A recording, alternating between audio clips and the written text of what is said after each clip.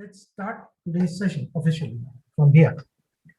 There are many yoga teachers you will find that they are very good at doing the yogic poses. Okay. But if you see their figure, body का structure अगर आप देखेंगे, you can figure it out कि इनके शरीर में imbalances हैं. So जैसे मैंने कहा कि since you could be a very good yoga teacher, very good at doing back bend, भैरवासना, Hanuman आसना, अंजनी आसना, नटराज आसन, जितना भी है जो कुछ आप कल सोच सकते हैं, सब कुछ वो कर सकते हैं. But when you look at their body you understand कि उनका बॉडी कैसे, कहाँ से, कितना कोशिश कर रहा है अपने आप को बैलेंस करने का. तो हमारे पास I will show you one picture, शायद उससे ज़्यादा क्लियर हो पाए. Balances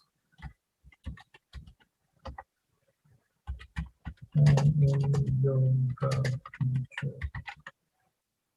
okay, so because Facebook पे आप जितने भी अच्छे मतलब पोजेस देखते हैं, और आपको अक्सर मिलेगा जितने भी योगा टीचर्स हैं, somehow they try to show off by showing in a specific posture.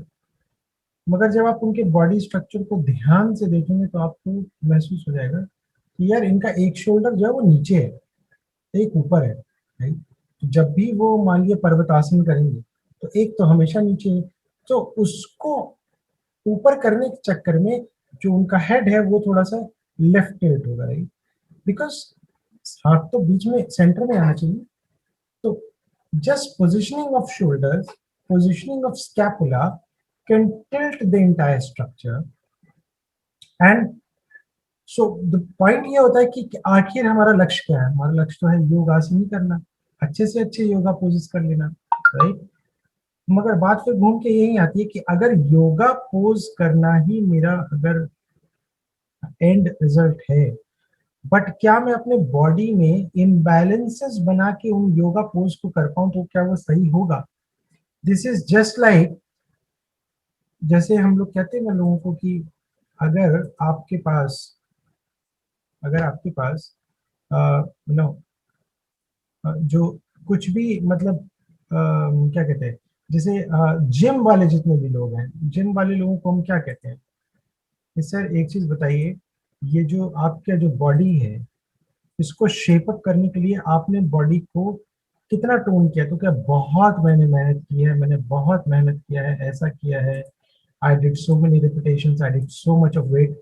But bottom line क्या निकल के आया. तो बॉटम लाइन यही आया हमेशा कि इन सभी केसेस में हुआ क्या कि जितना उन्होंने एक्सर्शन किया तो बॉडी के मसल्स जो है वो क्या हुए, और छोटे हुए और छोटे हुए और छोटे हुए. राइट.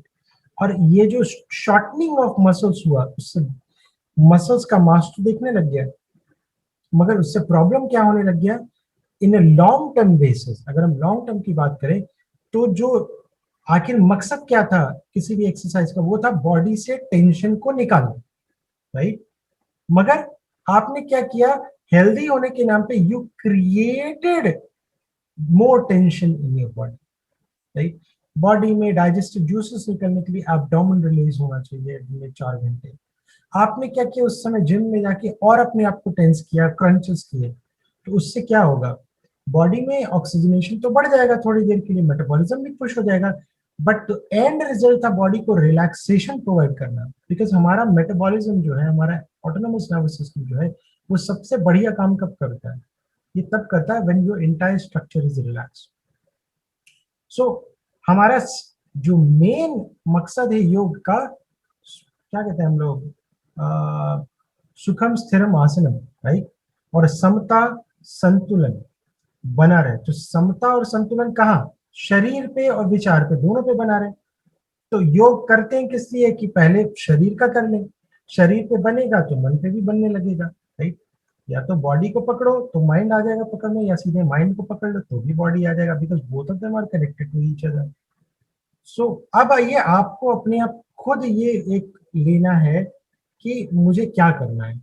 मुझे बॉडी में बैलेंस बना के आगे बढ़ना है या बस योगा पोजेस में जाना है, तो ये अब आपका अपना चॉइस है. So you might encounter many teachers through different different variation, but आप क्यों बैलेंस के साथ आगे बढ़ रहे हैं इसका रीजन आपके पास होना चाहिए.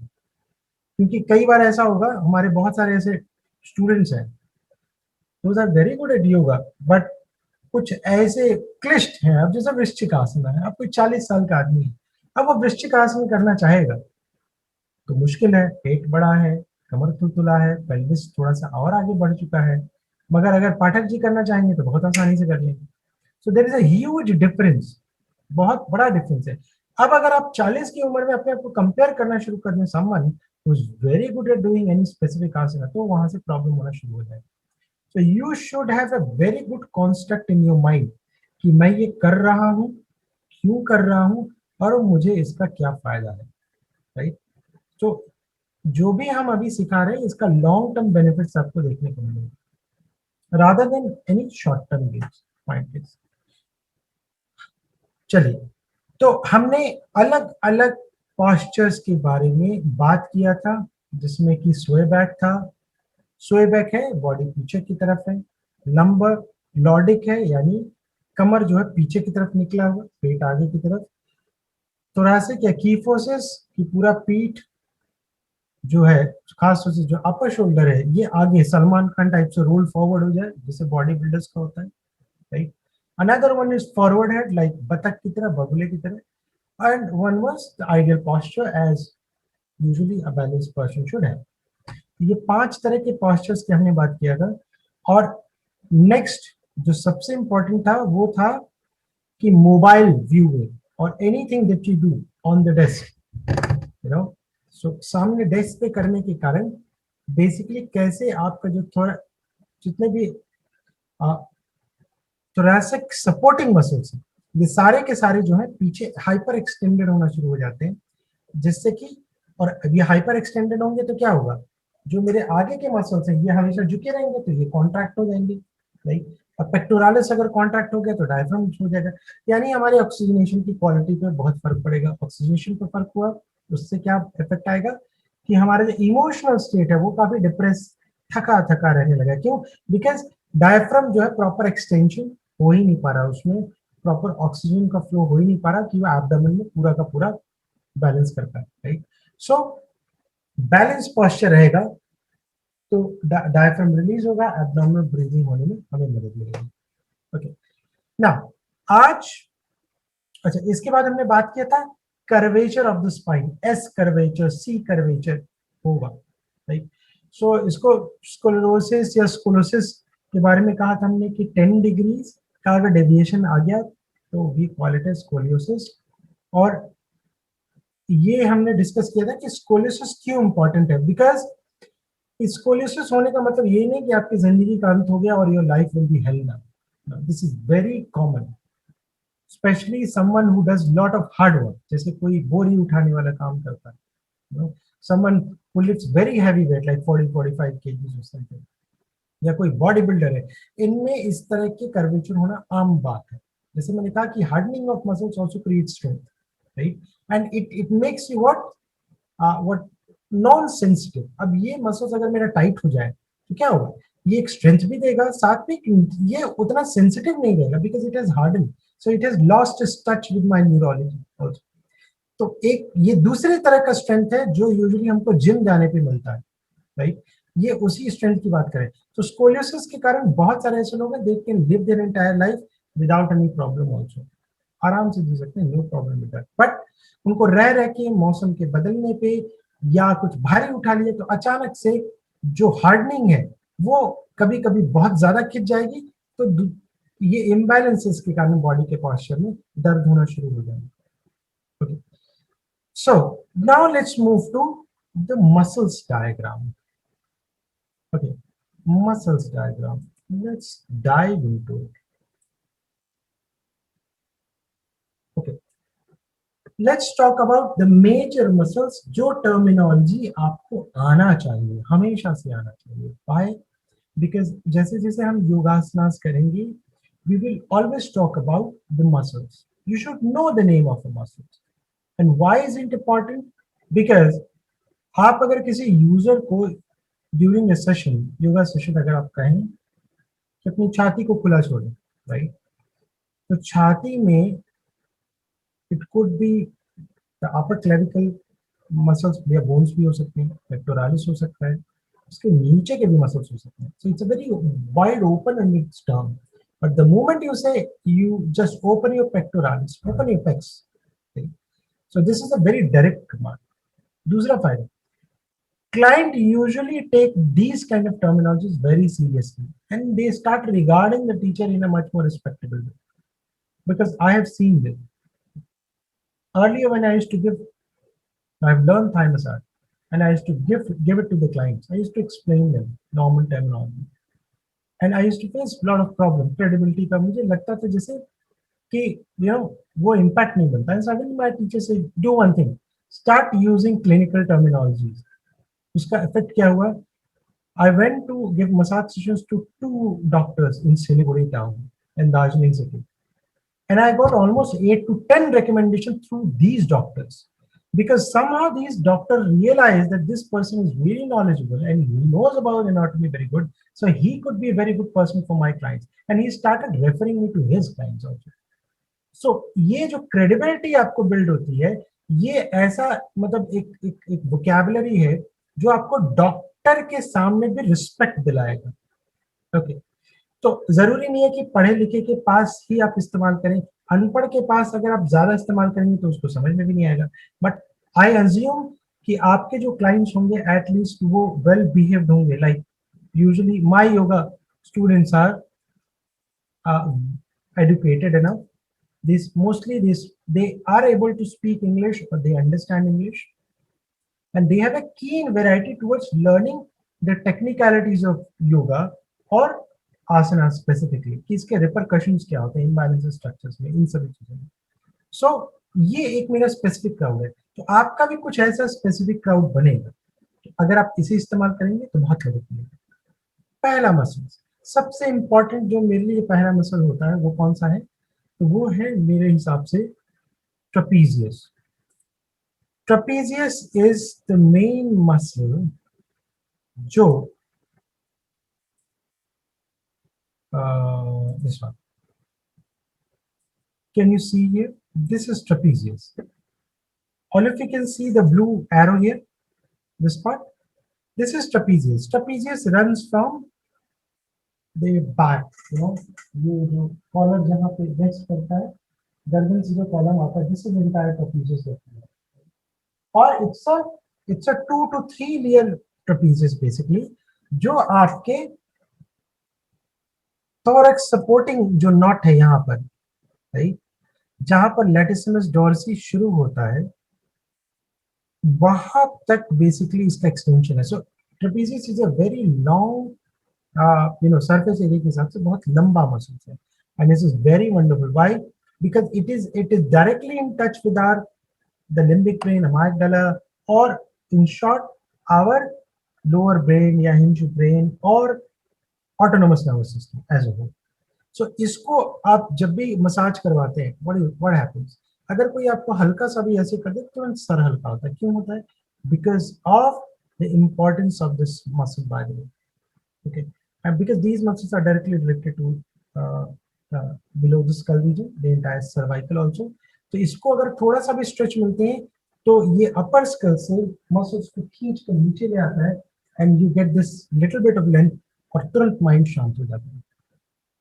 So the first muscle is trapezius. Trapezius के बाद दूसरी कॉलोनी जो मसल्स है वो है डेल्टॉइड.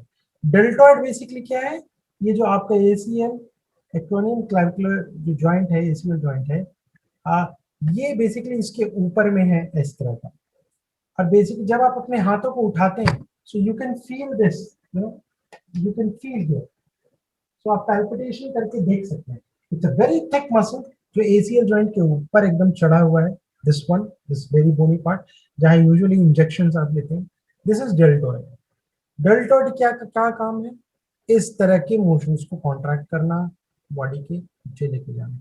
तो ये जो मोशन है, ये पूरा का पूरा जो है, इसमें ट्रेपीजियस और स्पेसिफिकली डेल्टॉइड का बहुत बड़ा रोल है।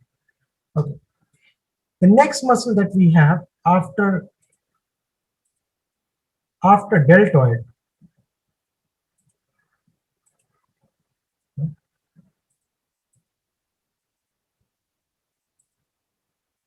deltoid, we have latissimus dorsi. latissimus dorsi कौन सा मसल है? So let me explain. आप अपने हैंड को जैसे पीछे की तरफ ऐसे फोल्ड करते हैं, right? So usually you get your scapula. Scapula is very visible. इसको आप हाथ को थोड़ा सा ACL जॉइंट को, यानी इसको आप थोड़ा पीछे की तरफ करेंगे, so you can feel this bony part. ये bony part नीचे की तरफ जहां खत्म होता है, राइट, जहां से खत्म होता है, so you can basically feel this ridge. ये इसके नीचे का जितना भी पार्ट है और ट्रेपीजियस के से कनेक्ट करने वाला ये पूरा का पूरा जो पार्ट है, this is latissimus dorsi. Latissimus dorsi का एक सिंड्रोम मैंने पहले बताया था. यूजुअली जब किसी को पीठ में अचानक से सुई की तरह दर्द होता है, अचानक से कई लोग अपने पाँव को सीधा करते, they start feeling this pinching pain. This comes from latissimus dorsi because latissimus dorsi is supposed to work with your trapezius, but what happens due to immobility या फिर बहुत hardening के कारण they get jammed, right, and they start build some knots into it. और फिर क्या होता है कि यानी दोनों मसल जो है ट्रेपीजियस और लैटिसिमस डॉर्सी वो अब एक साथ मूव करना शुरू हो जाते हैं. तो जो स्ट्रेंथ था, जो फ्लेक्सिबिलिटी थी, वो ग्लाइडिंग मोशन के कारण होता है. लैटिसिमस डॉर्सी ट्रेपीजियस के साथ ग्लाइड कर रहा है, राइट. और ये जो बाउंड्रीज बनती है इसी को फाशा लाइंस भी कहा जाता है. यहाँ पे फाशास का बेसिकली प्लेस होता है, यहाँ से न्यूट्रिएंट्स वगैरह फ्लो करते हैं. मगर जब ये जैम हो जाता है तो फाशा पूरा बंद हो चुका है, राइट. तो वहीं पे नॉट्स बनना शुरू हो जाते हैं और वही नॉट्स जो है बेसिकली आपको पिंचिंग तरह का पेन जो है वो आपको देता है. okay? तो कमर के अपर मिड जो बैक है इसमें जब भी आपको पेन हो, इवन आपके स्पाइनल कॉलम में भी मेजर मसल्स जो रिस्पॉन्सिबल है वही आपका लैटिसिमस डॉर्सी और ट्रेपीजियस का जो जंक्शन है या लैटिसिमस डॉर्सी होगा. लैटिसिमस डॉर्सी के बाद हम बढ़ते हैं अगले मसल्स पे, राइट. इसको हम कहते हैं सैरटेरियस इंटीरियर. सैरटेरियस इंटीरियर को मैं यहाँ पर येलो शेड से दिखाने की कोशिश कर रहा हूँ. This part is sartorius interior.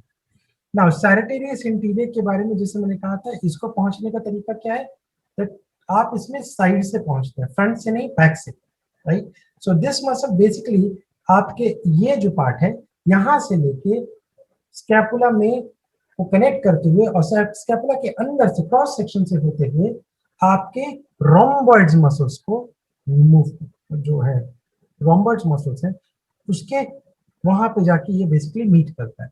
तो लैटिसिमस डॉर्सी जो है ये आपके लिए बहुत इंपॉर्टेंट है, right.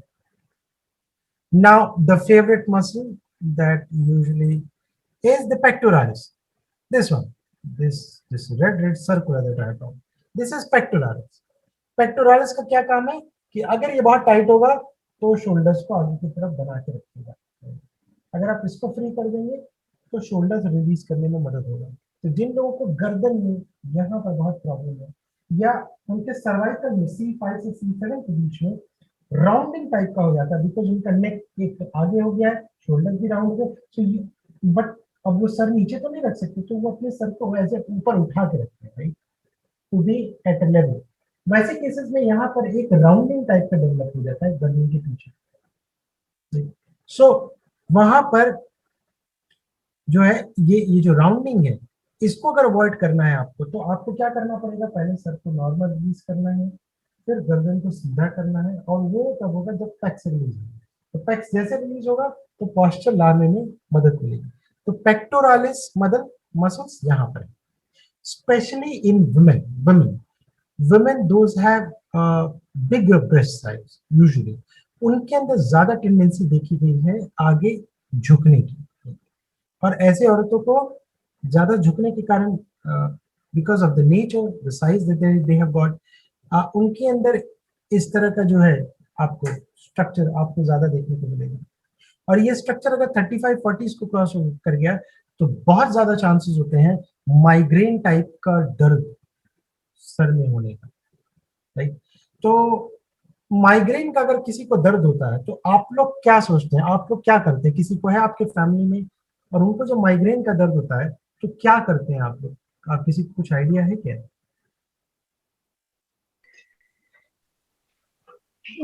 No, sir, no idea actually. Okay, Pathak ji sir कोई I experience have some idea sir. बताइए। सर पिछले क्लास के बाद से जब भी ट्राई कर रहे हैं, माइग्रेन के मेरे 3 4 5 पेशेंट हैं सर। हम्म तो माइग्रेन जब उनको होता है तो वही है, कुछ सर वाला सर जो पॉइंटेस है हम्म वो वाला एक्टिव करते हैं, और ठंड वो गर्म पानी का पट्टी, ठंडे पानी का पट्टी उनके हेड में और नेक पे रखवाते हैं तो बहुत आराम मिल जाता है सर उनको। मिल जाता है। सो ये तो नेचुरोपैथी का प्रोटोकॉल हो गया, राइट, और काफी अच्छा काम करता है बिकॉज जैसे मैंने कहा कि ये तुरंत जो हमारा सर है, जो हमारा जो रिस्पॉन्स है बेसिकली हमारे ऑटोनोमस नर्वस सिस्टम को, उसको कूल डाउन कर देता है। ये कहता है कि घबराओ मत, टेम्परेचर ठंडा है, सो ब्लड फ्लो कम हो जाता है, तुरंत दर्द में आराम हो जाता है। बट लेट्स अंडरस्टैंड कि हम अगर पॉस्चर के हिसाब से देखें तो हम क्या कर सकते हैं। पॉस्चर के हिसाब से हम ऐसा क्या करें कि जिससे कि तुरंत आराम मिल जाए। बहुत कुछ कर सकते हैं। माइग्रेन होने के लिए हंच फॉरवर्ड होना जरूरी है, राइट। अगर मैं इसको सिर्फ ऐसे कर दूं तो काम बन जाएगा। तो काम कैसे बनेगा? पहला मेरा ट्रिगर पॉइंट कहाँ होगा? स्कैपुला के नीचे, क्योंकि ये टाइट होगा, ये टाइट होगा काफी, तो ये पीछे नहीं आ पाए। तो अगर मैं अपने स्कैपुला के पीछे वाले पार्ट को रिलीज कर दूं, इस रिच को, ट्रेपीजियस को रिलीज कर दूं, रोम्बॉइड्स को रिलीज कर दूं, तो ये बीच वाले हड्डियों को रिलीज कर दूं, बीच के मसल जो है रोम्बॉइड्स जो कि स्पाइनल कॉलम से कनेक्ट होते हैं, इनको अगर रिलीज कर दूं तो यहाँ पर बहुत हल्कापन आना आ जाता है। और अगर मैं फिर फ्रंट में काम कर दूं, पेक्टोरल्स में, और गर्दन को थोड़ा सा रिस्ट्रक्चर कर दूं, ट्रेपीजियस को मैं, जो यूजुअली कायरोप्रैक्टिक प्रोटोकॉल है कि हैंड्स को बेंड करके आप अगर ये लेंथनिंग करना शुरू कर दें, ये सारा का सारा तुरंत सेट हो जाता है। और माइग्रेन 1 मिनट के अंदर खत्म, सीधा सवाल, तुरंत खत्म। This is so effective just by manipulating the posture. तो जब आप योगासन करने के लिए जाएंगे, कई बार आप लोगों को देखिएगा कि वो बहुत जल्दी पश्चिमोत्तानासन करेंगे और उनका नाक जो है टच हो जाएगा, मगर जब आप उनके बैक को देखेंगे, देखेंगे ये क्या है, ये पहाड़ की तरह बना हुआ है। उन लोगों पे इस तरह की चीजों को थोड़ा इस्तेमाल करें, उसको रिलीज करें। और ऐसे लोगों को आप क्या कहेंगे कि गर्दन को सीधा रखिए, आप पश्चिमोत्तानासन करें मगर गर्दन को सीधे रखिए, कि स्ट्रेटनेस बना रहे from joint to the entire cervical part, ये बना रहे, राइट। सो इस मैनुअल थेरेपी का इस्तेमाल हो सकता है अगर आप थोड़ा सा बॉडी के पोस्चर को समझे और संतुलन को समझे, बैलेंस को समझे। अगर आगे से रिलीज करना है तो मुझे पहले पीछे को भी तैयार करना होगा। आगे में तो डायरेक्टली करेंगे, तो पीछे भी तो रिलीज करेंगे कि वो भी तो बेचारा थक चुका है, उसको बैलेंस करने के लिए। सो पैक्स पे काम करना है तो पीछे भी काम करेंगे, और ट्रेपीजियस और सपोर्टिंग मसल्स सब पे काम हमको करना पड़ेगा, तो आपको अच्छा रिजल्ट आएगा। अब जैसे मैंने कहा ट्रेपीजियस पे करना है तो कौन कौन से आसन है, तो गोमुखासन हो सकता है। मरीचय आसन के बारे में मैंने आपको बताया था, मरीचय आसन पे आप करेंगे तो इसको रिलीज करने में मदद मिलेगा। स्कैपुला, गोमुखासन करेंगे तो इसको सेट मतलब करने में आपको मदद मिलेगा, बिकॉज ये हैंड बैक करके आपको ये करना पड़ता है, तो ये तुरंत सेट कर देगा उसको। पेक्टोरालिस को ओपन करना है तो दंडासन, सही में फर्स्ट क्लास दंडासन में तो चलेगा, या फिर बैक बेंड है जो अर्ध उष्ट्रासन हो गया, कुछ इस तरह के अर्ध चक्रासन है। ये सभी करने के लिए आप अगर उनको रखेंगे तो आपको बहुत मदद मिलेगा। इसको खोलने के लिए तो बॉडी पॉस्चर तुरंत संतुलन में आना शुरू हो जाएगा, ठीक है। इसके बाद आते हैं नेक्स्ट मसल है जो है हमारा बाइसेप्स। तो बाइसेप्स के लिए तो आप जानते हैं ये रहा आपका बाइसेप्स, इसमें कोई रॉकेट साइंस नहीं है। चलिए, तो अब फ्रंट में सबसे इंपॉर्टेंट मसल है एब्डोमिनल फ्रंट ऑब्लिक मसल्स। ये जो कॉलम है इसको फ्रंट ऑब्लिक मसल्स कहते हैं। आगे की एब्डोमिनल, एब्डोमिनल मसल्स बेसिकली इनको कहा जाता है। अच्छा, ये बहुत जरूरी क्यों? क्योंकि ये वो मसल्स हैं जो आपके पेट को शेप देते हैं। कोई भी आज के समय में मोटा नहीं दिखना चाहता, बट इन्हीं मसल्स को टोन करके आप उनके उसको सही कर सकते हैं। तो जाहिर सी बात है, पेट अगर मेरा लंबा है, बाहर गिरा हुआ है, तो उसको सीधा करने के लिए मैं क्या करूंगा, अपने पेल्विस को, यानी पेल्विस मेरा आगे की तरफ, तो पेल्विस को पीछे करना पड़ेगा। तो पीछे कब होगा, तो जैसे सुबह में हम लोग वो पिजन पोज करते हैं, लेग्स को स्ट्रेच करते हैं, वो इलियक को, सोअस मसल्स को टोन करेगा। सोअस और इलियक मसल्स अंदर से जाते हैं, यानी वो अंदर से कंडीशनिंग देगा, साथ साथ सुपरफिशियल यानी ऊपर के जो एब्डोमिनल मसल्स है, फ्रंट ऑब्लिक, साइड ऑब्लिक, इनको भी वो टोन करेगा। ठीक है, इसके बाद और क्या हो सकता है, धनुरासन है, शलभासन है, पूर्ण शलभासन जो कहा जाता है, जिसे सुपरमैन प्लंज की तरह जो किया जाता है, वो है। फिर चक्रासन है, ये सारे सुप्त वीरासन है, ये सारे क्या करते हैं, इसको फुल एक्सटेंशन देते हैं, बढ़िया से एक्सटेंशन देते हैं, ये जितने भी आसन हैं। तो इन सभी आसन से इनको आसानी से टोन किया जा सकता है। और आप जैसे अर्ध मत्स्येंद्र आसन है, या मत्स्यासन, मत्स्यासन नहीं, पूर्ण मत्स्येंद्र आसन है, ये सभी क्या है, ट्विस्टिंग वाले हैं। ट्विस्टिंग क्या करते हैं कि जब भी बॉडी ट्विस्ट होता है तो क्या होता है, ये जो जो मेजर मसल टोन होता है ट्विस्टिंग आसन में। अब हम एब्डोमिनल से जब ट्विस्टिंग में पहुंचे हैं, तो अब इसका जिक्र करें। ट्विस्टिंग आसन में जब भी आप आएंगे, तो आपको दो मसल्स हैं, देखिए ये है आपको एक्सटर्नल ऑब्लिक, साइड में बेचारा यहाँ है, और अगर इधर से देखें तो ये देखिए, ये यहाँ पर है, ट्विस्टिंग आसन सारे के सारे।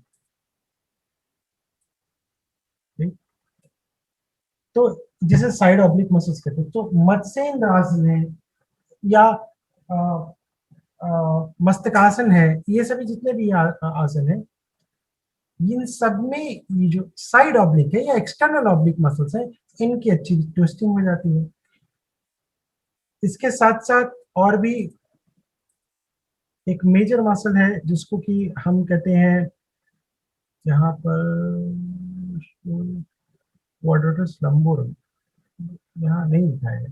एक और मेजर मसल्स है जिसे हम कहते हैं क्वाड्रेटस लंबोरम। क्वाड्रेटस लंबोरम कैसा है भाई, तो ये मसल्स बेसिकली मूव करता है कुछ यहाँ पर, आपको क्लियर दिखाऊं, ये जो आप देख रहे हैं यहाँ पे, क्वाड्रेटस लंबोरम का जो एरिया है बेसिकली, सॉरी,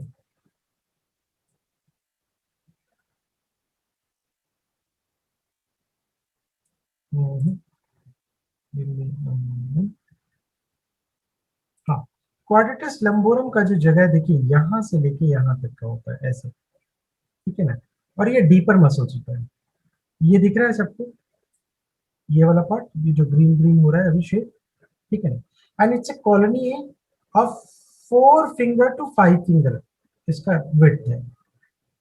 इसका काम क्या होता है, वही साइड ट्विस्ट करना, राइट है ना, साइड ट्विस्टिंग को फैसिलिटेट करता है। और क्वाड्रेटस लंबोरम आने के साथ जो फ्रंट हमारे रिब्स की जितने भी मसल्स हैं, इनको भी टोन करता है, बिकॉज ये पूरा का पूरा एक स्ट्रेच की तरह काम करता है, आगे से होते हुए this is interconnected till here, right, दोनों साइड से, तो ये ट्विस्टिंग मोशंस को करता है।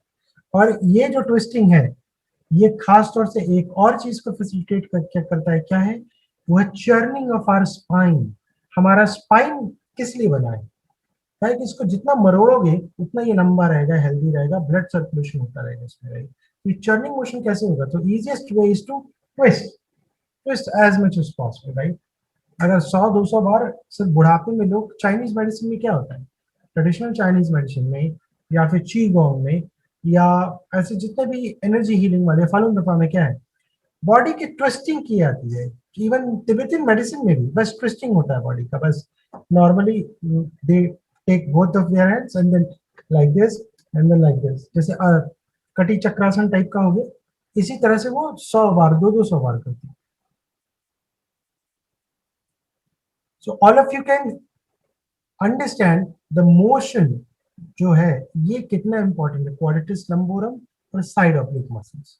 ओके, साइड ऑब्लिक मसल्स के बाद अगला जो हमारा कैटेगरी है, उसके बारे में हम बात करेंगे, वो है हमारा, हाँ, मेजर में है फिर आपका दिस वन,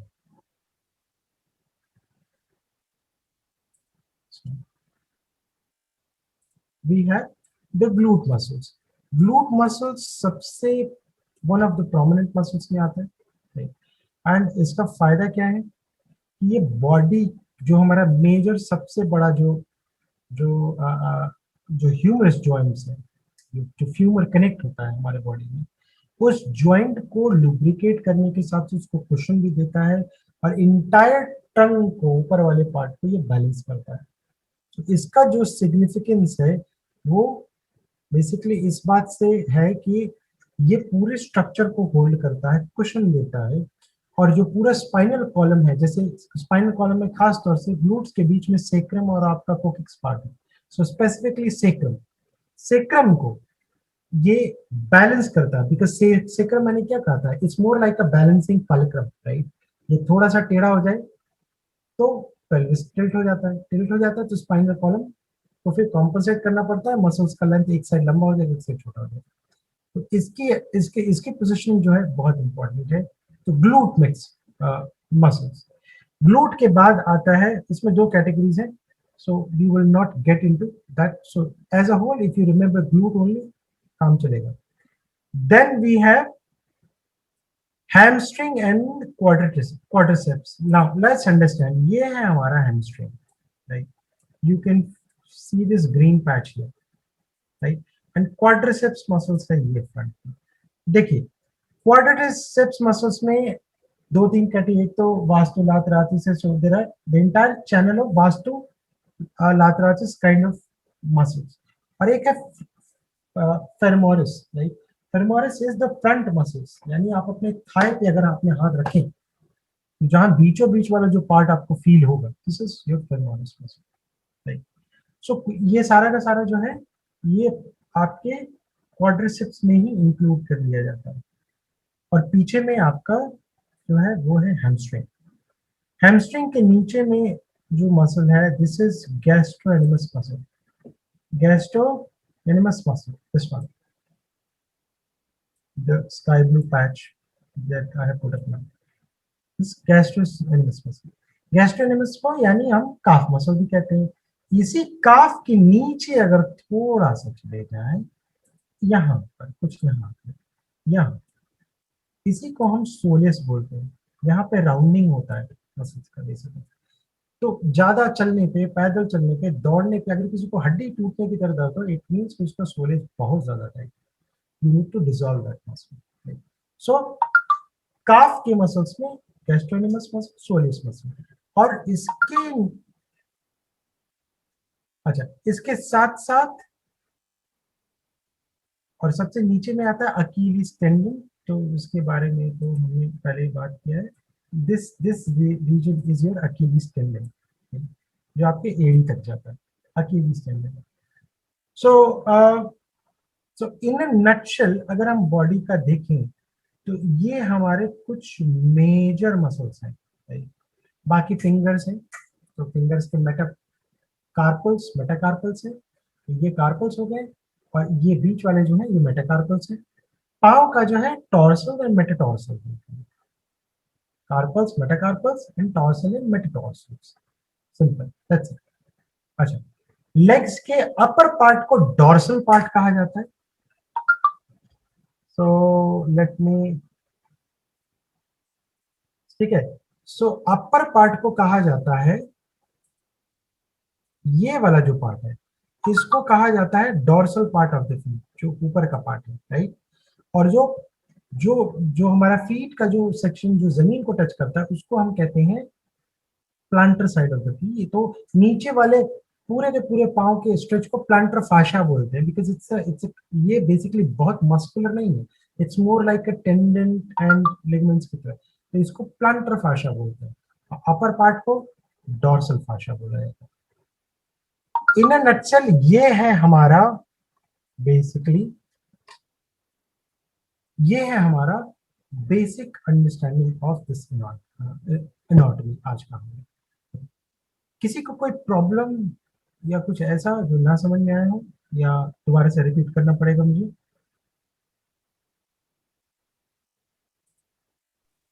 आया सर समझ। ठीक है, okay. So So apart from, so these are the major terminology that we will keep using it, ताकि हमारा जो प्रैक्टिस हो लॉन्ग टर्म में वो इफेक्टिव बन जाए और ये हमारे मुंह पे चढ़ा रहे हमेशा ना। इसके बाद अब हम थोड़ा सा पेल्विक फ्लोर के बारे में थोड़ा सा बात करेंगे, pelvic floor and pelvic floor muscles जो भी हैं। सो पेल्विक फ्लोर का बेसिकली जगह कहाँ है, let's see this first. Pelvic floor हमारा कहाँ स्टैंड करता है। देखिए पेल्विक फ्लोर का जो एरिया है ये हमारे प्यूबिक बोन से लेके यहाँ तक का है, ये सेक्शन है पूरा का पूरा। इसका काम क्या है, इसका काम क्या है, लेट्स अंडरस्टैंड। पेल्विक फ्लोर जो है, जो डायफ्राम है ऊपर से हमारा, जब ये हम सांस लेते हैं राइट, तो डायफ्राम में भरा तो उस समय लंग्स में नहीं आता, मगर जब हम छोड़ते हैं तो पहले वो क्या होता है, वो सीधा बाहर नहीं आता, बेसिकली वो लंग्स में जाता है राइट। तो ये जो स्क्वीजिंग और रिलैक्सेशन है डायफ्राम का, उससे जो एब्डोमिनल कैविटी है वो नीचे की तरफ जाती है, उस पे वेट पड़ता है, और ये जो वेट पड़ता है ये नीचे जाता है फर्दर, और हमारे जो पेल्विक फ्लोर है उसको रिलैक्स और कॉन्ट्रैक्ट करता है। तो सुबह हमने बंद की बात की, मूल बंद की बात की, अश्विनी मुद्रा की बात की। तो जब हम मूल बंद और अश्विनी मुद्रा की बात करें तो basically what we are trying to say is कि we want to activate our pelvic floor very consciously, we want to have an absolute control over this muscle, पे करना चाहते हैं। ओके, इसका पोजीशन क्या है, खासतौर से फीमेल में ये बहुत इंपॉर्टेंट है। फीमेल में क्यों इंपॉर्टेंट है आगे डिस्कस करेंगे। प्यूबिक बोन से जो नीचे का पूरा कॉलम है, ये पूरा का पूरा जो सेक्शन है दिस वन, बेसिकली यहाँ है हमारा इसका पोजीशन। सो लैटरल व्यू, साइड व्यू हम देख रहे हैं। इसमें एक बहुत इंपॉर्टेंट चीज मैं यहाँ जिक्र कर दूंगा क्योंकि यहाँ इमेज में मेंशन है, this is your sacrum part. Sacrum का जैसे मैंने बार बार कहा कि this works more like a fulcrum, more balancing you know kind of point. अगर ये बैलेंस रहेगा तो कई लोगों को जो कमर में दर्द होता है मीठा मीठा अंदर की तरफ में बहुत दर्द होगा, but this is not in the muscle, basically that radiates from buttocks के अंदर से, तो बेसिकली सेक्रम के बेसिकली पोजीशनिंग के चेंज होने के कारण होता है। अच्छा, सेक्रम को सपोर्ट करने के लिए बेसिकली ये जो अपर पार्ट है ये मल्टीफिडस है राइट। हमने कहा क्या था कि स्पाइन में एक साथ में जो मसल्स कॉलम जाते हैं उसका नाम है rectus Taenia right. Rectus Taenia के बीच में या उसके साइड में स्पाइनल कॉलम के साथ में मल्टीफिडस जाता है जो ऊपर से बेसिकली कवर करके रखता है हमारे स्पाइन को, it's more like a cover. So multifidus का बहुत बड़ा रोल है सेक्रम की पोजीशनिंग में, या सेक्रम की पोजीशनिंग या तो एक्सर्शन होगा, उसमें बहुत ज्यादा होंगे, you can feel this muscles right.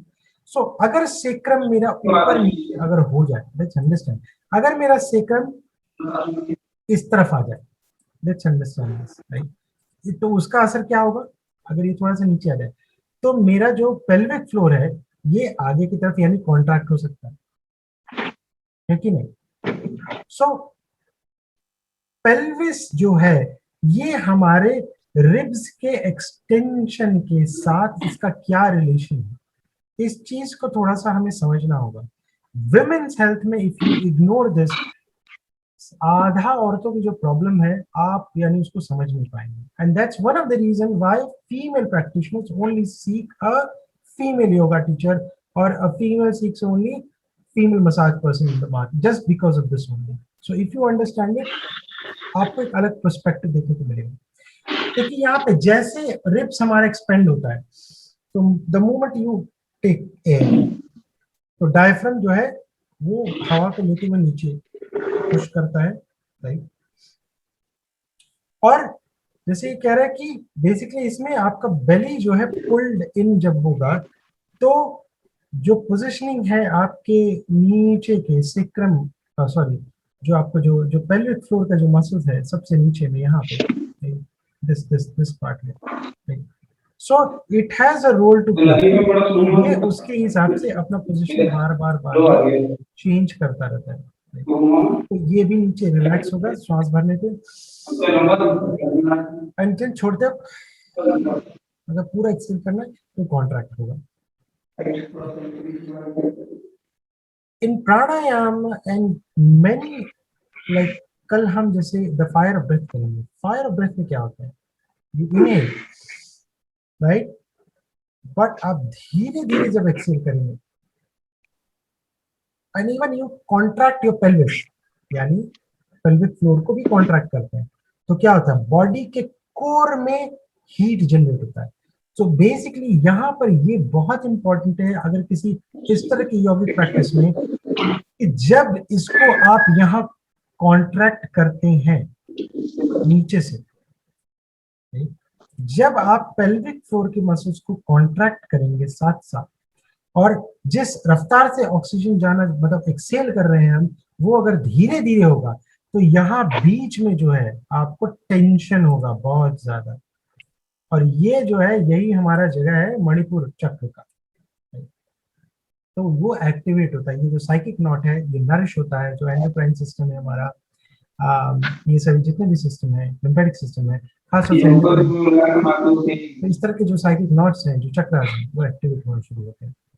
So pelvic floor को अगर आप स्पिरिचुअली देखें और आप इग्नोर कर रहे हैं तो बेसिकली प्राणायाम जब आप कराएंगे तो आप बेसिकली जस्टिफाई नहीं कर पाएंगे अपने रोल को। क्लिनिकली अब देखते हैं बेसिकली अब पेल्विक फ्लोर क्या कहता है। कहता है ये आपके पेल्विस, जो so called pelvic floor is made up of ligaments, connective tissues and muscles that are vital in supporting bladder and bowel movement.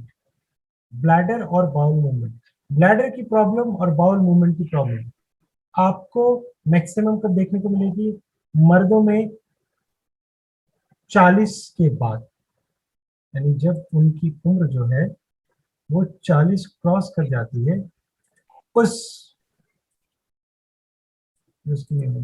so after 40 when they get into this they start to develop this practice of leaking, गट वाला हिसाब शुरू हो जाता है, या फिर पेशाब में जो है डिप डिप डिप होने की शिकायत होती है। वो बेसिकली इसलिए होता है बिकॉज पेल्विक फ्लोर मसल्स जो है उसका एक बैलेंस बना हुआ है, वो जब कॉन्ट्रैक्ट होगा और कब रिलीज होगा उसके हिसाब से अंदर प्रेशर बनता है, और जब वो ऑप्टिमम प्रेशर होता है तो फिर पेल्विक फ्लोर उसको रिलीज करता है, तो पेशाब आता है या मोशंस आते हैं। मगर अगर ये टाइट रहे और जल्दी छोड़े ही ना तो अंदर प्रेशर तो बना रहेगा मगर पेशाब का फ्लोर ही नहीं आएगा। ठीक उसी तरह से औरतों में भी, especially after 40, women when they develop this irregularity in their menses और यूट्रस का जो प्रॉब्लम पोस्ट प्रेगनेंसी, ये पेल्विक फ्लोर जो है बेचारा डिस्ट्रॉय हो जाता है। इसके कारण इसलिए औरतों में ऐसी बहुत सारी बीमारी आपको देखने को मिलेंगी, starting from IBS, irritable bowel syndrome, to many things related to the monthly cycle and everything, because जो पेल्विक फ्लोर है ये प्रॉपरली एक्टिवेट नहीं हो पा रहा है। कहता है इन women pelvic floor also supports uterus and vagina, uterus को सपोर्ट करता है। यूट्रस अगर लूज है इसका मतलब पेल्विक फ्लोर जो है कहीं ना कहीं वो भी बेचारा लूज हो रहा है। And especially it is necessary for optimum sexual function. Definitely it has a very vital role. इसलिए बंद या जो ऐसे जो भी नॉट्स हैं या क्रियाज हैं इनका सिग्निफिकेंस सेक्सुअल हेल्थ के लिए बढ़ जाता है। Pelvic floor keeps a woman reproductive organs in place so they can function optimally. So during childbirth, especially multiple children in one pregnancy, एक से ज़्यादा बच्चे किसी को हो जाए, so this is one of the factor for tearing and weakening of this floor muscles. But इसके अलावा और भी कई रीजन है, जैसे कि कोई सर्जरीज हो गया या फिर क्रॉनिक कफ रहता है या ओबीस है, कोई बहुत ज्यादा मोटा है या स्मोक करते हैं, इनके कारण भी जो है इस पे असर पड़ता है। So basically it is by number of reasons, but usually जब तक कोई एक्स्ट्रा इंटरवेंशन ना हो तो होगा। अब देखिए पेल्विक फ्लोर का बेसिकली स्ट्रक्चर क्या है, एक मसल्स है, लिगामेंट्स है, टिश्यूज है। मसल्स, लिगामेंट, टिश्यूज किस चीज से बने हैं भाई? प्रोटीन चाहिए बॉडी में, तो बॉडी का प्रोटीन डिफिशिएंसी है, विटामिन बी कॉम्प्लेक्स की deficiency, chances are that this column would be this column will be even weaker than it. Now, अब इसका डिस्फंक्शन के बारे में बस एक रीजन मैं दूंगा और उससे आप ज़्यादा समझ पाएंगे। ये है कॉन्स्टिपेशन। तो आईबीएस की जो प्रॉब्लम होती है, कई औरतों में आप देखेंगे कि इस तरह की प्रॉब्लम होगी। सो बेसिकली रीजन क्या होता है, उनका जो एब्डोमेन है सब ठीक है, सब कुछ ठीक है, बट रह के आना या एक बार में मोशन सर्कुलर होना क्यों होता है? तो कहते हैं कि इस पेल्विक फ्लोर का काम है कि जब प्रेशर आए रेक्टम में तो बीच का जो ओपनिंग है, जो बीच का ओपनिंग है पेल्विक फ्लोर का, ये उसको क्या करे, ये उसको रिलैक्स कर दे तो मोशंस क्लियर होगा। बट होता क्या है कि ये हमेशा उसको टाइट बना के रखता है। सो द एंटायर गट का जो वेस्ट है वो उसी में कंटेन रहेगा, अंदर ही रहेगा, सड़ता रहेगा, गैस बनेगा, 10 तरह की चीजें होगी, पेट में भरा होगा, सब कुछ होगा। So this is not basically because अंदर काम ठीक नहीं हो रहा, नहीं, just because at the gate of the rectum this pelvic floor muscle is supposed to relax so that motions could get clear, मगर ऐसा होता नहीं। इसे कहते हैं कि pelvic floor dysfunction is a major cause of such constipation situation because ये contract करता है, it contracts muscles during a bowel movement instead of relaxing them, which can make it difficult to have a bowel movement later. इसलिए pelvic floor को release करने के लिए जैसे सुबह हमने शवासन किया था, राइट, लेग्स को नीज से फोल्ड करके एक स्ट्रक्चर पे ऊपर लेके और अपने डायफ्राम को और एब्डोमेन को पूरा रिलैक्स करके, ये इसको सेटल करने में, इसको पैल्पिटेट करने में मदद करता है। वीरभद्रासन या लेजर्ड पोज टाइप के जितने भी पोजेस हैं, ये इसको पूरा एक्सटेंड करते हैं। बद्ध कोण आसन टॉप नॉच, वो फर्स्ट क्लास जो बद्ध कोण आसन है, इसको स्ट्रेच करता है, तो इसमें एक्सटेंशन देता है, बना के रखता है कि इसमें फ्लेक्सिबिलिटी बनी रहे। सो इसलिए पेल्विक फ्लोर का जो सिग्निफिकेंस है वो बहुत ही ज्यादा है, बहुत ज्यादा। सो आज के लिए मेरे हिसाब से इतना ही। आपके लिए कोई प्रश्न है, any questions you have, so you can ask me, otherwise I would like to end today here. नहीं सर, आज अच्छे से समझ में आया, सब clear, all clear. No question, that's it. चलिए, ओके, सो आई सर आज के क्लास का रिकॉर्डिंग भेज दीजिए। and good night, take care. Good night, sir.